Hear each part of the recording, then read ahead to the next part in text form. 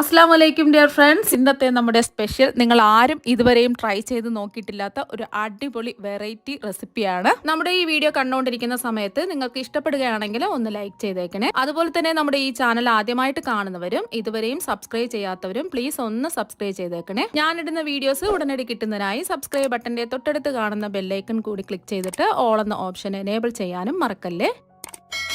ആദ്യത്തിനായിട്ട് ഞാൻ ഇവിടെ 2 ചെറിയ പഴുത്തിട്ടുള്ള നേന്ത്രപ്പഴമാണ് എടുത്തിട്ടുള്ളത്. വലിയ നേന്ത്രപ്പഴമൊക്കെ ആണെന്നുണ്ടെങ്കിൽ ഒരെണ്ണം എടുത്താൽ മതിയാവും. തൊലി കറുത്തിട്ടുള്ള നല്ല പഴുത്ത നേന്ത്രപ്പഴം നോക്കിയെടുക്കുക. തൊലി കറുക്കാത്ത നേന്ത്രപ്പഴമൊക്കെ ആണെന്നുണ്ടെങ്കിൽ ഒരു കറച്ചവയുണ്ടാവും. അതുകൊണ്ട് നല്ലോണം തൊലി കറുത്തിട്ടുള്ള ഇതുപോലെ തൊലി കറുത്ത പഴം നോക്കിയെടുക്കുക. പഴത്തിന് പകരമായിട്ട് നിങ്ങൾക്ക് റോബസ്റ്റ പഴവും എടുക്കാവുന്നതാണ്. ഇതിന്റെ തൊലിയെല്ലാം ഒന്ന് മാറ്റിയതിന് ശേഷം ചെറിയ കഷ്ണങ്ങളായിട്ട് ഒന്ന് കട്ട് ചെയ്തെടുക്കാം. ഇപ്പൊ പഴം ചെറിയ കഷ്ണങ്ങളായിട്ട് റൗണ്ട് ആയിട്ട് കട്ട് ചെയ്തെടുത്തിട്ടുണ്ട്. ഇതിവിടെ ഇരിക്കട്ടെ. ഇനി മിക്സിയിലെ ഒരു ചെറിയ ജാർ എടുക്കുക. ഇതിലേക്ക് 250 ml കപ്പിന് ഒരു 1/2 കപ്പ് പഞ്ചസാര ഇട്ട് കൊടുക്കാം.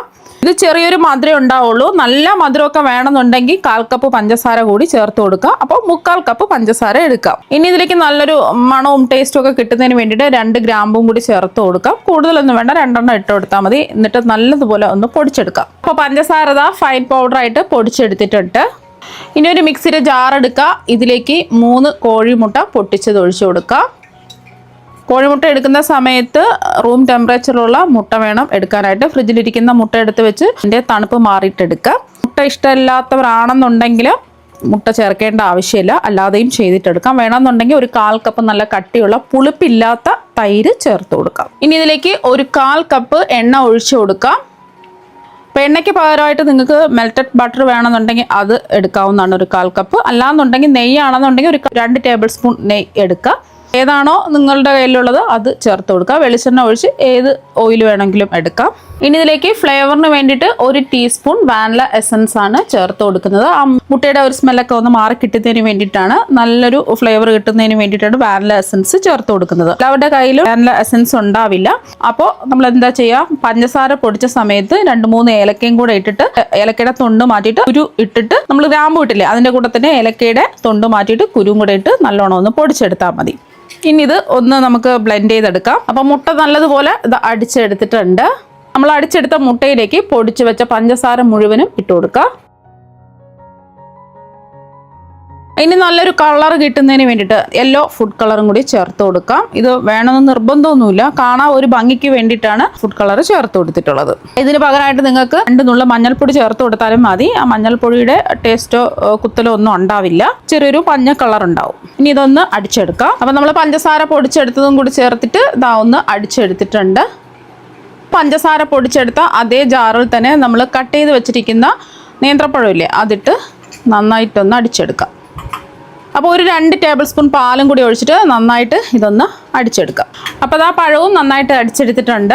ഇനി ഒരു ബൗളിലേക്ക് ഒരു അരിപ്പ വെച്ച് കൊടുക്കുക. ഇതിലേക്ക് 250 ml കപ്പിന് 1 കപ്പ് മൈദ ഇട്ട് കൊടുക്കാം. മൈദയ്ക്ക് പകരം ഗോതമ്പ് പൊടിയും എടുക്കാവുന്നതാണ്. കുറച്ചും കൂടെ നല്ല സോഫ്റ്റ് ആയിട്ട് കിട്ടുന്നത് മൈദയിൽ ചെയ്തിട്ട് എടുക്കുമ്പോഴാണ്. ഇതിലേക്ക് 1 ടീസ്പൂൺ ബേക്കിംഗ് പൗഡർ ചേർക്കാം.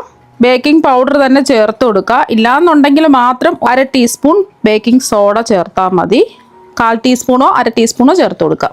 പിന്നെ ഇതിലേക്ക് നമ്മൾ 1 നുള്ള് ഉപ്പും കൂടെ ചേർത്ത് കൊടുക്കുകയാണ്. അതും കൂടി പോവരുത്, മധുരം ഒന്ന് ബാലൻസ് ചെയ്യാൻ വേണ്ടിയിട്ടാണ് 1 നുള്ള് ഉപ്പ് ചേർത്ത് കൊടുക്കുന്നത്. ഇനി ഇതെല്ലാം കൂടിയിട്ട് സ്പൂൺ വെച്ച് മിക്സ് ചെയ്യുക, എന്നിട്ട് അരിച്ചെടുക്കുക. അപ്പോൾ അതാ അരിച്ചെടുത്തിട്ടുണ്ട്. ഇനി നമ്മൾ അരിച്ചെടുത്ത മാവിലേക്ക് പഞ്ചസാരയും മുട്ടയൊക്കെ അടിച്ചെടുത്ത് വെച്ചില്ലേ അതങ്ങ് ഒഴിച്ചു കൊടുക്കാം. മുഴുവനും ഒഴിക്കാം. ഒന്ന് മിക്സ് ചെയ്തെടുക്കാം. അപ്പോൾ അതാ എല്ലാം ഒന്ന് കട്ടകളില്ലാതെ മിക്സ് ചെയ്ത് എടുത്തിട്ടുണ്ട്. ഇനി ഇതിലേക്ക് നമ്മൾ പഴം അടിച്ചു വെച്ചില്ലേ അതങ്ങ് ചേർത്ത് കൊടുക്കാം. അപ്പോൾ പഴം അടിച്ചതും കൂടി ചേർത്തിട്ട് ഒന്ന് മിക്സ് ചെയ്യാം. ഇപ്പോൾ ദാ നമ്മുടെ ബാറ്റർ ഇവിടെ റെഡി ആയിട്ടുണ്ട്. ഒരുപാട് അങ്ങ് ലൂസായി പോകാനും പാടില്ല, ഒരുപാട് കട്ടിയാവാനും പാടില്ല. ഈ ഒരു രീതിക്ക് ബാറ്റർ റെഡിയാക്കി എടുക്കുക. ഇതുപോലെ ഒഴുകി പോകുന്ന ഒരു രീതി. ഇനി ഇത് തയ്യാറാക്കുന്നതിന് വേണ്ടിയിട്ട് ഒരു ഉണ്ണിയപ്പത്തിൻ്റെ ഒരു കടായി ഇതാ ചൂടാക്കാൻ വെച്ചിട്ടുണ്ട്. ഇനി എല്ലാ കുഴികളിലും എണ്ണ ഒന്ന് ബ്രഷ് ചെയ്ത് കൊടുക്കാം. അപ്പോൾ എണ്ണ ഒന്ന് ബ്രഷ് ചെയ്ത് കൊടുത്തിട്ടുണ്ട്. ഇനി ഇതിലേക്ക് നമ്മൾ തയ്യാറാക്കിയ ബാറ്റർ ഒഴിച്ചു കൊടുക്കുക. എളുപ്പത്തിന് വേണ്ടിയിട്ട് ഒരു ഗ്ലാസ്സിലേക്ക് മാറ്റിയിട്ടുണ്ട്. ഓരോ കുഴികളിലായിട്ട് ഒഴിച്ചു കൊടുക്കാം. അപ്പോൾ ഈ ഒരു രീതിക്കാണ് ബാറ്റർ റെഡിയാക്കി എടുക്കുന്നത്. ഒഴിക്കുമ്പോൾ ഇങ്ങനെ വരണം.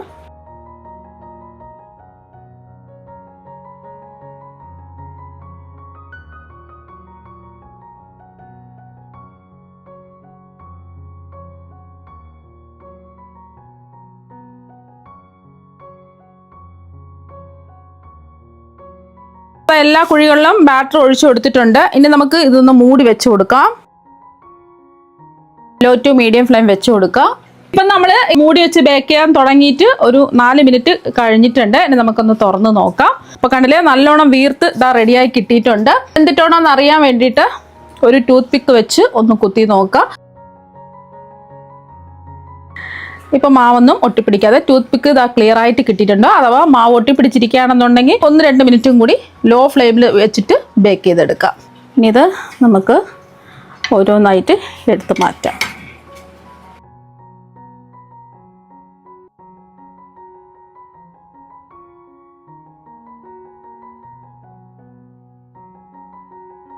അപ്പോൾ ഇതുപോലെ തന്നെ നമുക്ക് ബാക്കിയെല്ലാം ബേക്ക് ചെയ്തെടുക്കാം. പെട്ടെന്ന് വെറും 4 മിനിറ്റ് കൊണ്ട് ബേക്ക് ചെയ്തെടുക്കാൻ പറ്റുന്ന മിനി കേക്ക് ഇതാ ഇവിടെ റെഡി ആയിട്ടുണ്ട്. നല്ല അടിപൊളി ടേസ്റ്റ് ആണ്. നേന്ത്രപ്പഴം കഴിക്കാത്ത കുട്ടികളൊക്കെ ആണെന്നുണ്ടെങ്കിൽ ഇതുപോലെയൊക്കെ ചെയ്ത് കൊടുക്കുക. അതുപോലെ തന്നെ നമ്മൾ പഴുത്ത് കഴിക്കാത്ത നേന്ത്രപ്പഴമൊക്കെ ഉണ്ടാവുമല്ലോ, അത് വെച്ചിട്ട് നമുക്ക് ഇതുപോലെ കേക്ക് ബേക്ക് ചെയ്ത് എടുക്കാവുന്നതാണ്. കുട്ടികൾക്ക് സ്കൂളിൽ സ്നാക്സിനൊക്കെ ഇത് കൊടുത്തയച്ചാൽ മാത്രം മതി. നേന്ത്രപ്പഴം കഴിക്കാത്ത കുട്ടികളൊക്കെ ആണെന്നുണ്ടെങ്കിൽ പുറത്തുനിന്ന് നമ്മൾ കേക്ക് വാങ്ങിച്ച്, അതുപോലെ തന്നെ ഇതിൽ നിങ്ങൾക്ക് കുട്ടികൾ നട്ട്സ് ഒക്കെ കഴിക്കാത്ത കുട്ടികളൊക്കെ ആണെന്നുണ്ടെങ്കിൽ ഒക്കെ പൊടിച്ച് ചേർത്ത് കൊടുക്കാവുന്നതാണ്. ഞാനൊന്നും ചേർത്തിട്ടില്ല, വെറും പ്ലെയിൻ ആയിട്ടാണ് ഈ കേക്ക് തയ്യാറാക്കി എടുത്തിട്ടുള്ളത്. നല്ല സോഫ്റ്റ് ആയിട്ടാണ് ഇരിക്കുന്നത്. നിങ്ങൾക്ക് കാണുമ്പോൾ തന്നെ മനസ്സിലാക്കാൻ പറ്റും. നല്ല സോഫ്റ്റ് ആയിട്ടിരിക്കുന്ന ഈ കേക്ക് ഒരു പ്രാവശ്യം ഒന്ന് ട്രൈ ചെയ്ത് നോക്കുക. തീർച്ചയായും നിങ്ങൾക്ക് എല്ലാവർക്കും ഒരുപാട് ഇഷ്ടമാകും. അപ്പോൾ നമുക്ക് മറ്റൊരു വെറൈറ്റി വീഡിയോ ആയിട്ട് വീണ്ടും കാണാം. താങ്ക്